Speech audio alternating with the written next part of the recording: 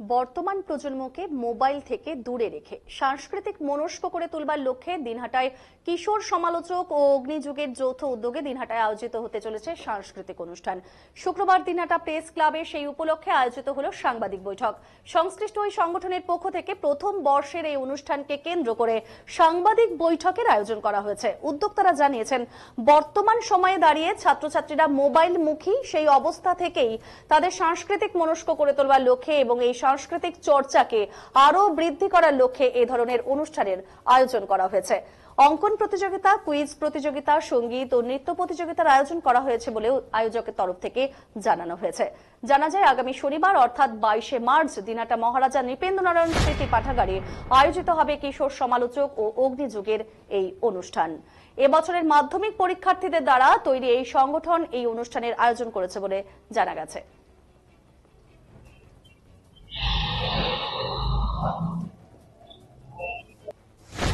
আমাদের আগামী 22শে মার্চ শনিবার নৃপেন্দ্রনারায়ণ স্মৃতি পাঠাগারে কিশোর সমালোচক এবং অগ্নিযুগের সম্মিলিত প্রচেষ্টায় একটি সাংস্কৃতিক অনুষ্ঠান আমরা আয়োজন করেছি। দিনের বেলা অঙ্কন প্রতিযোগিতা, কুইজ প্রতিযোগিতা রয়েছে এবং রাতে মূল অনুষ্ঠানের সূচনা হবে। আমাদের কিশোর সমালোচক আসলে একটি সমাজসেবামূলক সংস্থা। আমাদের মূল উদ্দেশ্য সমাজসেবা, কিন্তু যাতে ছাত্রদের মধ্যে সাংস্কৃতিক চেতনার বিকাশ ঘটে তার জন্য আমাদের এই সাংস্কৃতিক অনুষ্ঠানের আয়োজন। এবং এই মঞ্চ থেকেই আমরা আমাদের নতুন পাবলিক প্ল্যাটফর্ম অগ্নিযুগের সূচনা করব। সেখানে নিয়মিত কুইজ, ডিবেট এসবের আয়োজন করা হবে। এটাই অনুষ্ঠান। থাকছে কুইজ প্রতিযোগিতা নবম দশম শ্রেণীর, তার আগে অঙ্কন প্রতিযোগিতা থাকবে, তারপরে নৃত্য পরিবেশন হবে কিছু গুণী ব্যক্তিদের, তারপরে প্রিয়ম ভৌমিক সহ আরো কিছু গুণী ব্যক্তিদের সঙ্গীত পরিবেশন, তারপরে ছায়াপথ এবং দীপশেখর গ্রুপের সঙ্গীত পরিবেশন এবং তারপরে পুরস্কার বিতরণ। অতিথি হিসেবে থাকবে ডক্টর উজ্জ্বল আচার্যি, তারপরে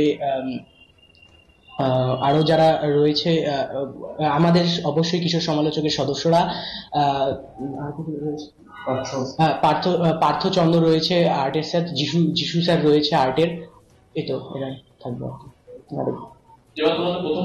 হ্যাঁ, এটা আমাদের প্রথম বর্ষ। আমাদের কিশোর সমালোচক থেকে বা ই ম্যাগাজিনও প্রকাশ করা হয়, সেটাও আমরা পরবর্তীকালে ঘোষণা করব অনুষ্ঠানের মঞ্চ থেকে। হ্যাঁ, আমরা সম্মান বলতে অতিথি বরণে যারা অতিথি থাকবে তাদের আমরা অতিথি বরণ করব, আমাদের সদস্যরা করবে। এই ধরনের অনুষ্ঠান ছাত্রদের মধ্যে বর্তমানে সাংস্কৃতিক চেতনা একদমই কমে আসছে। ছাত্ররা বর্তমানে যন্ত্রমানব হয়ে উঠছে, বইয়ের মধ্যে মুখ গুজে বসে থাকছে। আমরা চাই যে সাংস্কৃতিক যাতে চেতনা ছাত্রদের মধ্যে বৃদ্ধি পায়, তারা যাতে কেবলমাত্র বইয়ের মধ্যে মুখ গুজে না থেকে সমাজের যাতে কাজে লাগতে পারে তাদের শিক্ষাগুলো, তার জন্য এই সাংস্কৃতিক অনুষ্ঠানের আয়োজন।